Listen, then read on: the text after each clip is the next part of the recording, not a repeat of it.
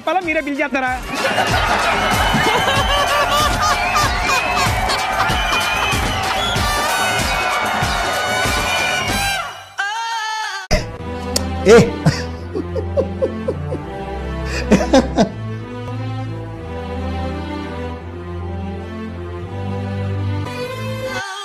Master మీ మధ్యలో ఎవరైనా ఉన్నారా? 3 సార్లు అయిపోయింది, 4సారి అంటే బాగుంటుందా? మాస్టర్ మీకు దయ, జాలి, కరుణ ఇలాంటివి ఏం లేవా? సరే ఏం లేకుండా చెప్తున్నాను. రీతు